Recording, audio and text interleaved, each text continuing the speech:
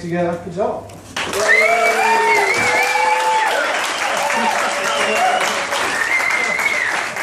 Thank you, and thank you the rent-a-car crowd that I've brought from General Assembly. I disagree with Shaki. I think what I'm about to be talking about is some abstract mathematics, and it's fine at like 9:30 in the morning after you've had a bunch of coffee. It's rubbish at 8:30 at night after a bunch of beers and a whole day working, but we'll see how we go. For those of you who've seen this in Melbourne at JSConf AU, it is exactly the same, word for word, so you can leave now. It'll be just the same. So I'm a teacher at General Assembly, and I brought a lot of the people here tonight. I told them, it's my students, the current class of students, it's their last day. They've just finished a 3-month course, and I told them they had to come and laugh at my jokes to graduate the course, and they've all come, which is great. So thanks guys. Can we give them a round of applause? It's been 3 months that they've been studying with me, and you'll see what it's like for them. So please, give them a round of applause.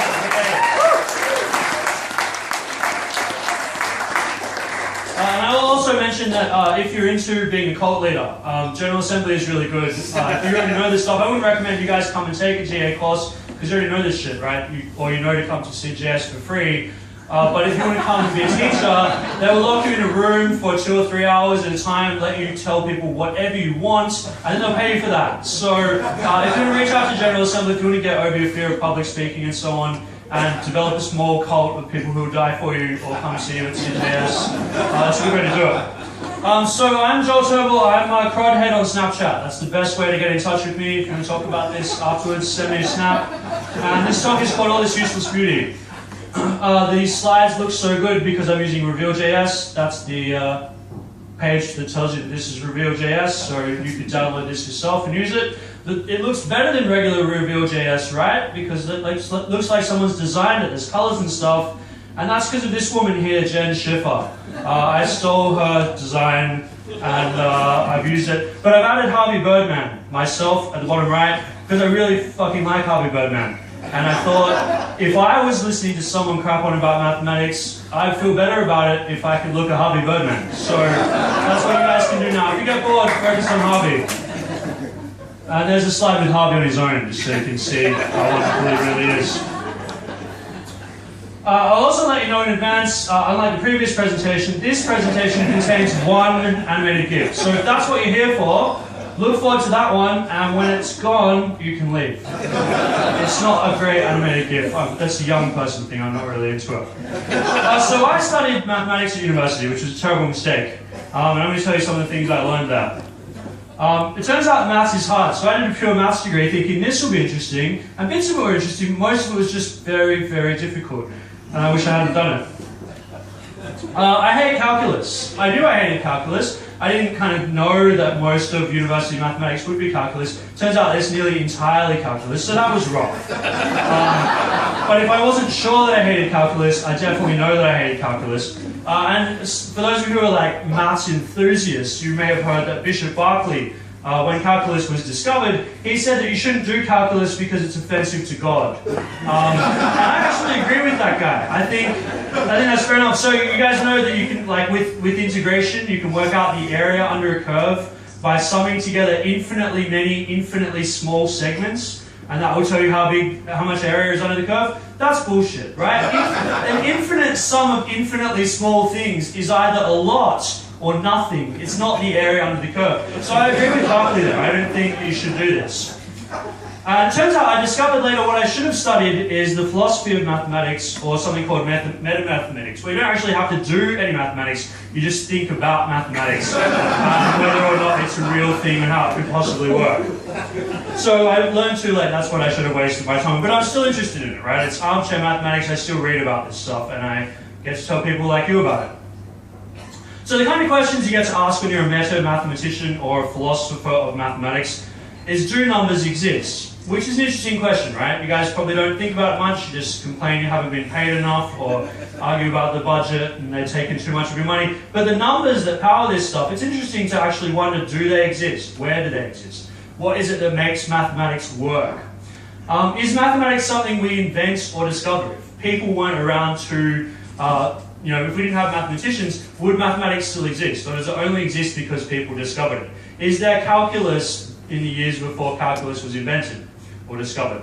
You get questions like, how is it that written symbols can capture mathematical truth? How is it that we can write something on a piece of paper that means something mathematically and people will say that's true or that's false? What the hell is truth? Is an interesting question, and you can live your entire life without wondering about it, but we say that 2 + 2 = 4 is true. What does that mean? What is that? How well do computers model mathematics? That's the kind of question that programmers are interested in, because we use this math stuff all the time. You know, we have a for loop to go through an array, and we want it to work, because we know how many elements there are in the array. Do computers do a good job of that, or do they sometimes skip a number or not have enough numbers? And how does Gödel's incompleteness theorem affect our daily lives? It turns out not much at all, but I have thought about it a lot. So when I'm teaching the immersive course General Assembly, it's 12 weeks, all day, every day with me, and I get to teach people the kinds of things that I think programmers should know. And so there's a couple of things that I think all programmers should know, but a couple of other things I like to teach is this kind of crap, because I think it's interesting. I think if you're going to bother being a programmer, you may as well know some interesting stuff as well as the stuff that gets you paid. But all of you will agree with these things. This is what all programmers should know. They should know formal logic. They should understand the basics of formal logic, and they should know regular expressions, right? Because they apply everywhere. They're super useful. You can make fun of people who don't know them, because those people are idiots. So at the very least, you should know those 2 things. But here's why I think formal logic matters in computing. Turing machines, so that's what we base computers on, what they were supposed to do, the original pencil and paper version of a Turing machine, was meant to work out how a mathematician went through a process to solve a problem, how they proved something mathematically. So the original version of a Turing machine, which is just an abstract concept in someone's mind, was how does a mathematician or a logician compute? How do they actually solve problems? So Turing machines are basically mechanical reasoners. They think about things in a mechanical way.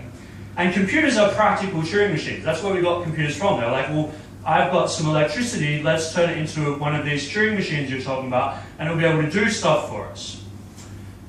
Computers are also formal systems. So if you know what a formal system is, you can think about a computer as being a formal system. And if you don't know what a formal system is, then you won't be able to think about it in that way. So you should get your head around that.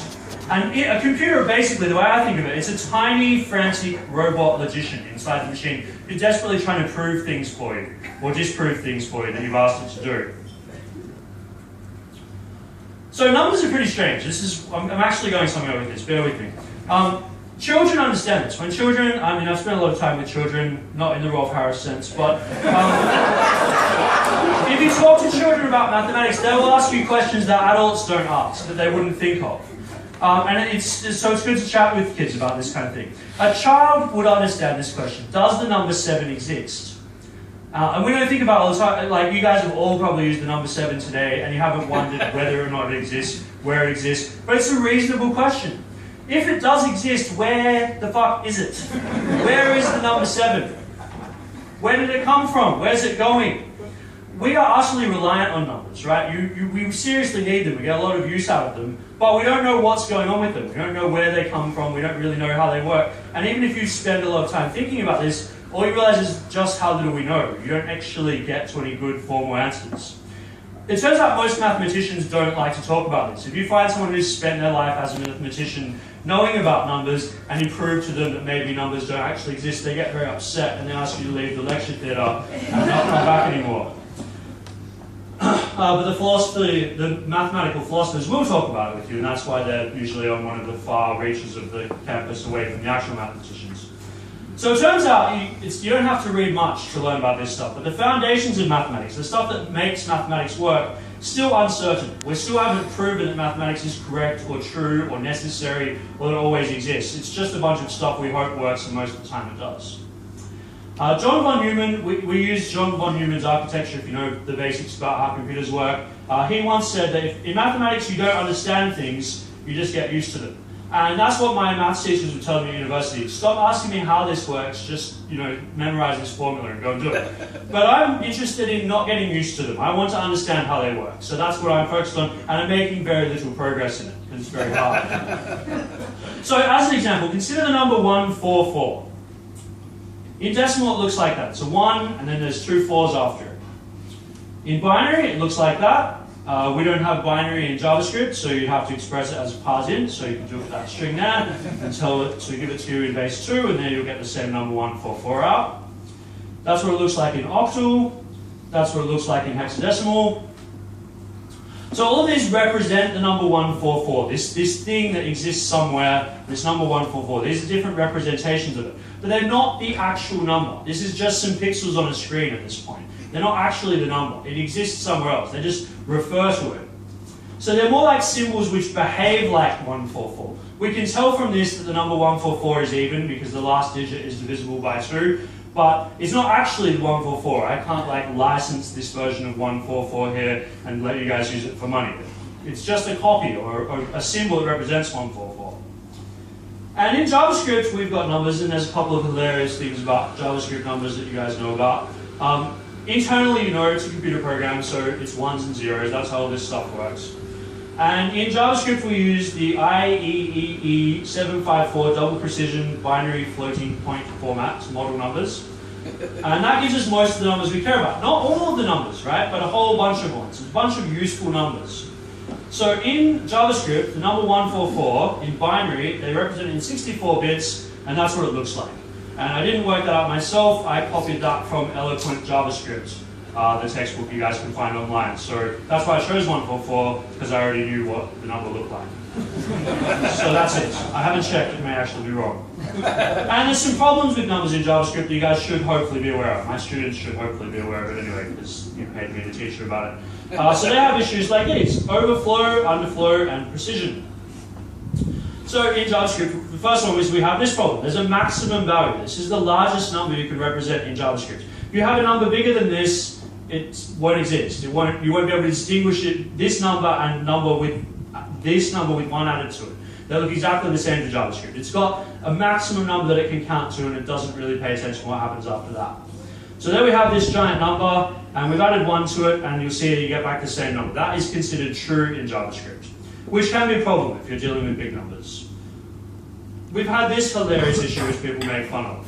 So 0.2 and 0.1, when you add them together, you get something that's pretty close to 0.3. It's not actually 0.3.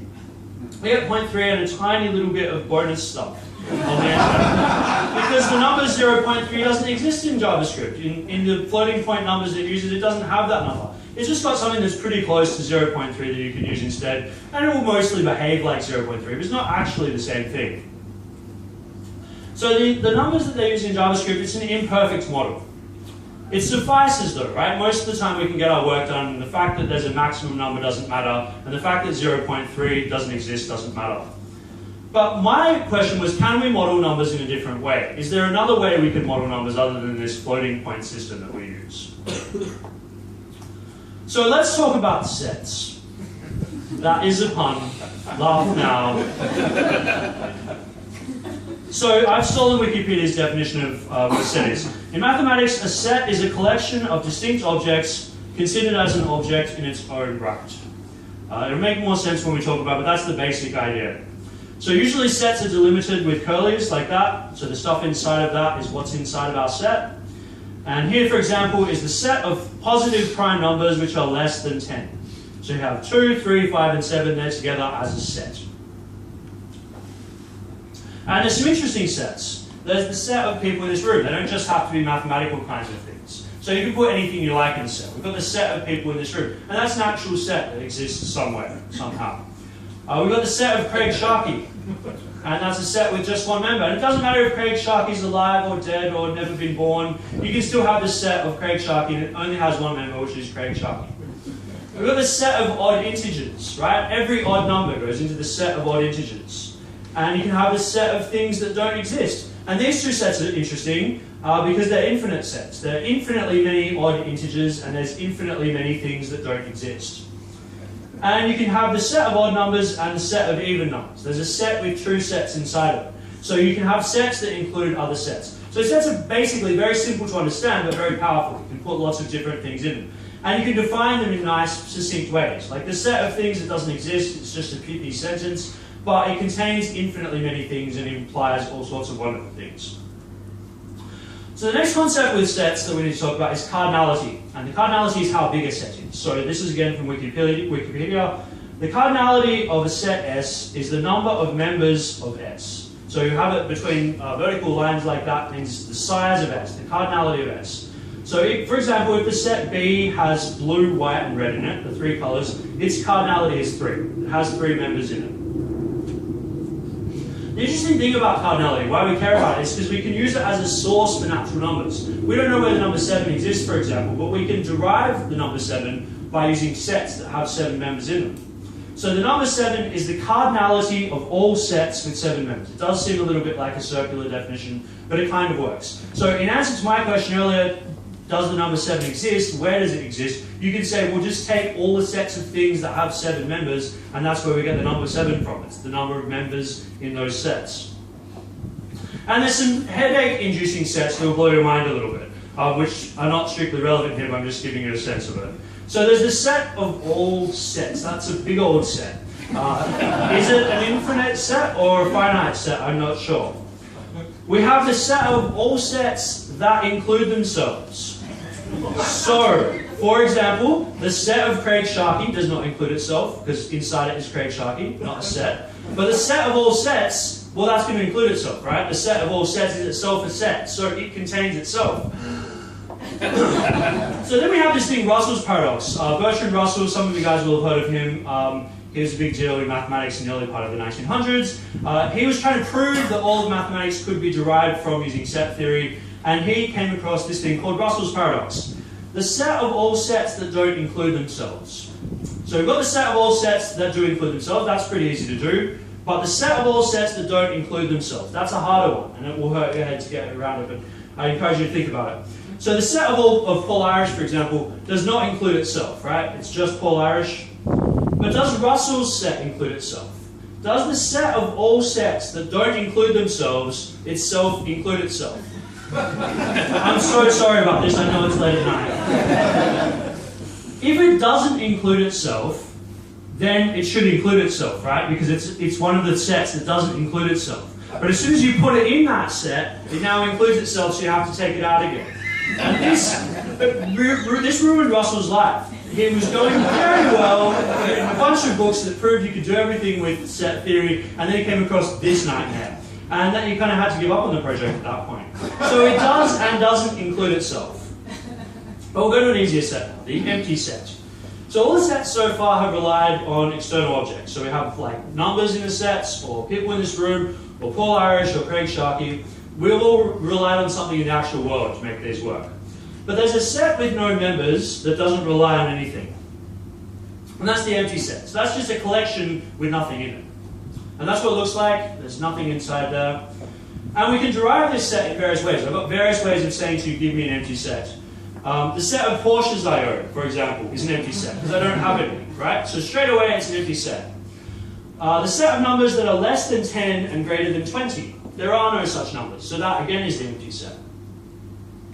And the empty set can produce numbers. I was talking before about the number 7 is the cardinality of all the sets that have 7 members. You can actually produce sets just by using the empty set.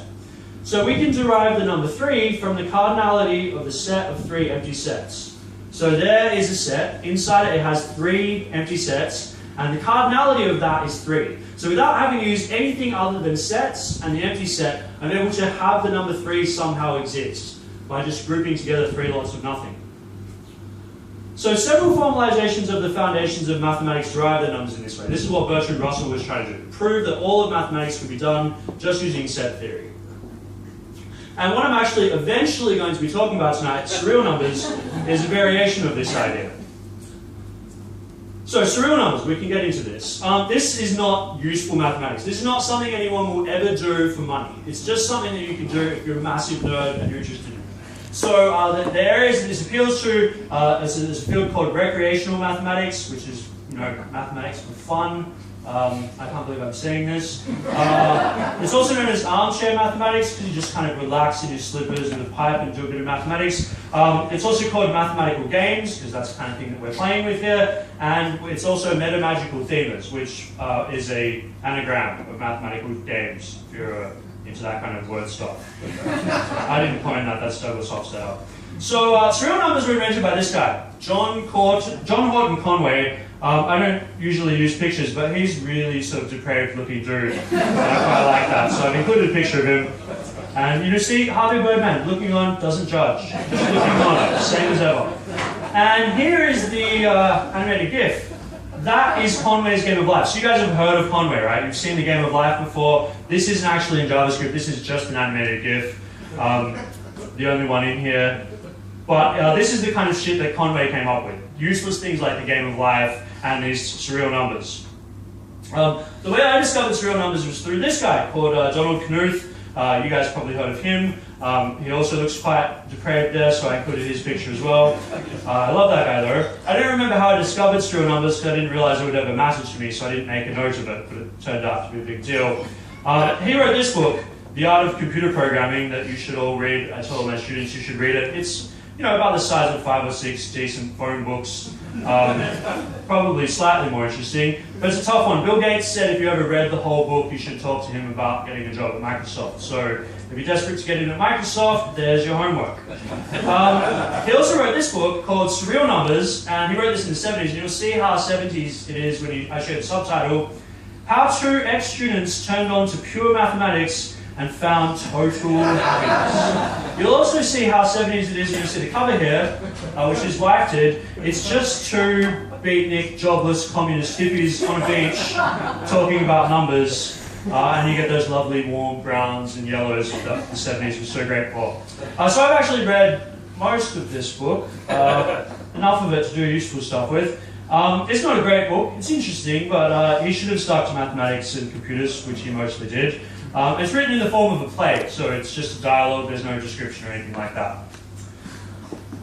So, stealing the ideas from this book, how surreal numbers are made. Surreal numbers are made from sets of other sets. And new numbers are made from sets containing the existing numbers. So once you make a couple of numbers, you can make further numbers out of the numbers you've got so far. And each set has two members, something called a left and something called a right. So this is the template for it. We have a set there, it's got two members in it, two slots in it, something on the left and something on the right.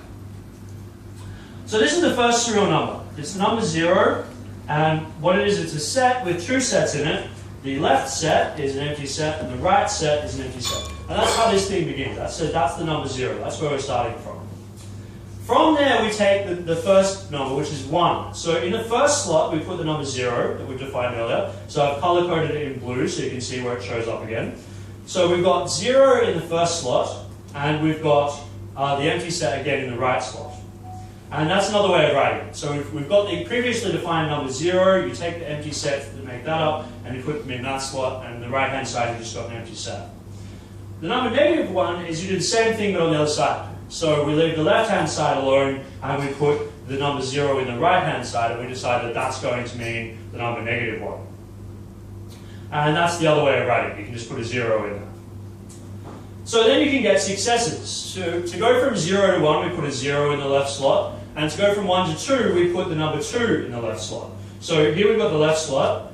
So it starts here, goes all the way over here. That's the left slot, and the right-hand slot still has nothing in it. And the number we have here is the number 1 we defined earlier. And it goes the same the other way. You can keep reusing the number you previously defined on the right-hand side to define a negative number. You can also, using this system, get fractions out of it. So you put the number 0 in the left-hand side and the number 1 on the right-hand side. That gives 1 divided by 2, so that gives you a half. And you can keep applying that process. So you put the half in the right-hand side, that's going to give you a quarter. You put a quarter in the right-hand side, that's going to give you an eighth. You can keep dividing over and over as many times as you want. So you can actually, using this system, represent all of the positive numbers, all of the negative numbers, and infinitely many fractions, depending on how much time we've got. So if you do this forever, you will have every possible number that exists. All of the real numbers will be eventually produced using this system. It will take a very long time, as in it will take forever. But these surreal numbers have interesting properties. There's a reason to do this other than to just be annoying and draw lots of squiggly lines on the page.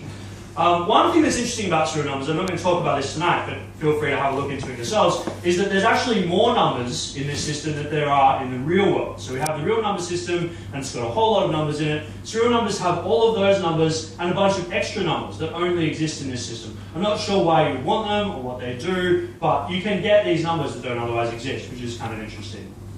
So this is a quick visual description of how it works. You can see up the top they've got 0, and then they split that into 1 and -1, and then they just keep dividing it infinitely. And you can see as you get towards the bottom you get more and more points, because you keep filling this thing out by dividing this up. So my stupid idea, I'm actually going to talk about some JavaScript now. I decided I would implement serial numbers in JavaScript and see how that worked. And I would use empty arrays as empty sets. And I would use as few real numbers as possible. I'd try and do the whole thing using serial numbers all the way through. So the first thing I did was I defined 0. That's what it looks like. It's the array with 2 empty arrays in it. The left is an empty array and the right is an empty array. What would it mean if I got this working? Why would I bother doing this? Every real number could be represented. So I was talking about the limitations of JavaScript's numbers. There's a maximum number, there's a minimum number. You can't exactly get 0.3. If you can get real numbers working in JavaScript, you can have every single real number in the world, all infinitely many of them.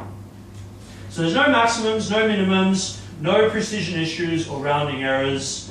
There's no fear of underutilizing your memory. So if you have a MacBook with like 8 gigabytes, you can very easily run out of memory and get full use out of all that memory that you've got there. So you can get, it doesn't take long. You can up to about 1,000 and your machine will start to die. There's also no need to restart your browser, because if you get up to about 2,000 or 3,000, your browser will crash and you get to start over. So they're not practical, but it was interesting to do, and I got to talk about it at JSConf, and I get you people listening to it now. So how far did I get with all this? I've got the natural numbers. It fucking works. I can count up to infinitely high until I run out of memory. So it works in a positive direction. I've got all the integers, right? So I've got the positive numbers and I've got the negative numbers. And I can go kind of to positive infinity and negative infinity, except that my browser crashes before I get that far, but in theory it's possible, right? Give Google a couple more years and we'll have infinite amounts of memory and it's all going to be good. I can convert from an integer, so I can take a regular number that we know about, like the 144 I was talking about before, and get that as a surreal number. And I can go the other way. I can get a surreal number and it will tell me which integer it is. I can tell if 2 surreal numbers are equal, which was impressive, it took me a while. And I can do comparisons. I can say, is one surreal number greater than or less than another surreal number, or greater than or equal to, anything like along those lines. And I've got some beautiful code. So this is the test for equality, and I really like this, it makes sense to me. I can say that a surreal number is equal to another surreal number if it's less than or equal to the other number and greater than or equal to the other number. If it's both less than or equal to and greater than or equal to, it must be equal to. So that's kind of cool. And I've got these ones. These ones look pretty simple as well. These are nice one-line descriptions. I can say that a number is less than if it's not greater than or equal to.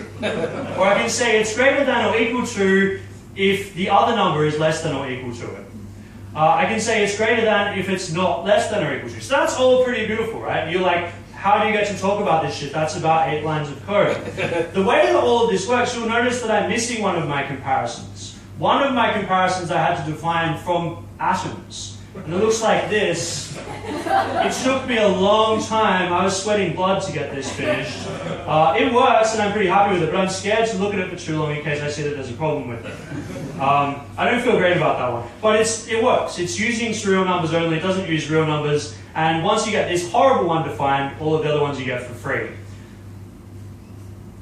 So the things I'd like to add to this, beyond this, I'd like to get to fractions. So I've only got the integers at the moment. I haven't done the fractions yet. Give me some money and I'll do it. At the moment, I can tell you if 2 numbers are greater than or equal to. I can actually add them or multiply them together. So arithmetic is the next kind of important thing that might be nice to have. And the whole thing is online, if you're interested in looking at it. It's at github.com/coldhead/surrealjs. But better than that is don't steal my crappy code, you should have a go at it yourself. It's not like I've written this code and you will want to use it in one of your projects. This is about your own brains. You go and implement this stuff for fun and learn from doing it. So some things that you might want to read up on if you're interested in any of this stuff. Books by Douglas Hofstadter. He's written books about artificial intelligence and the foundations of mathematics, which if I sound like I know what I'm talking about, it's just because I've read these books. But they're along the same kinds of lines, having fun with maths and computers. I highly recommend these books by Rudy Rocker because he's a mathematician and deals with some of the same issues. David Foster Wallace, shout out to that guy. That is a great book on infinity. And if you have ever wondered how it is possible that some infinite numbers are bigger than other infinite numbers, that's the book to go to. That will change how you think about infinity. So if you could care about any of those, that's fine. Sorry, did I mention I'm a teacher for a living? I was also worth mentioning this quote from Alan Perlis, the programmer, about Alice in Wonderland. He said that the best book on programming for the layman is Alice in Wonderland, but that's because it's the best book on anything for the layman. Which is a very clever joke, but it's also true. And if you disagree with that, go and read the book again and then we'll discuss it. It just means you haven't read it enough times. So what I learned about maths from all of this nonsense. Making maths work is really hard. And I've seen that now. I actually have a real, visceral understanding of it. It keeps me up at night. If you have to build your own numbers, it's almost impossible. Anything you want to do in maths, you have to write the code to make it work, and it's kind of a big ordeal. But when you get it working, it's very satisfying. So you write a bunch of unit tests, and then you write the code to make it work, and most of the time it will say that 10 is greater than 1,000. But eventually it will agree with you and say, yes, 10 is less than 1,000, and it's extremely satisfying in a way that I didn't expect. But also it's taught me not to take my number implementations for granted. So if anyone's ever making fun of JavaScript about how 0.1 plus 0.2 is not equal to 0.3, come up with something better, buddy. Show me your own number implementation and then I'll respect you for it. This stuff is really hard and it's amazing that it works as well as it does. So if something works, you should hug an implementer. And you should, if you're doing a for loop or something, if you're saying is one number bigger than another number and it works, you should be grateful to someone for that because they've done a lot of hard stuff to make it possible. What I learned about programming, these kind of problems, I hadn't solved much of this kind of stuff. Usually I'm doing like fixing bugs for students or some sort of fucking banner ad or something. But this stuff is like useless. And to solve these problems, you have to stare into distance a lot. You have to go for lovely walks around Sydney Harbour and just think hard about these things. It actually helps. The old-fashioned pen and paper approach goes a long way. I have a lot of stuff that I've scribbled for this, and it actually helped. Where possible, you should get someone like Angus Kroll, the lead engineer from Twitter, to review a code. He offered to review mine and made some helpful suggestions. And he seems like a nice guy. So if any of you need any code reviews, anything, his Twitter handle is Angus Tweets. Tell him I sent you. I'm sure he'd be happy to. He seems like a lovely guy. And finally, to finish up, the big stuff that I learned about all this. The reason I mention this, as I said, is because I want my students to have interest in things that are useless, that are beautiful and fun, but it's not just about getting the money for it, right? It's just something interesting. You've learned how to program a computer, why not do something weird with it? Something weird and useless. So break your habits and get out of your comfort zone. When you guys were first learning computers, you found that it was really exciting and stuff went wrong and you didn't know how to fix it, and then you learned to fix it. And then you get comfortable and stuff doesn't go as badly wrong, or when it does, you know how to fix it. All you have to do is just say, well, what would happen if I didn't have numbers and I had to do this again from scratch? And you can feel like you've never done a day's programming before in your life. Reset the clock on that one. Reinvent weird and unnecessary wheels. I mean, we have the idea that, don't reinvent the wheel, go use the node package that already solves this problem for you. Fuck that, go and write your own versions. You don't have to use them, but it's highly educational. You'll come up with shit, maybe you'll find a different, better kind of wheel.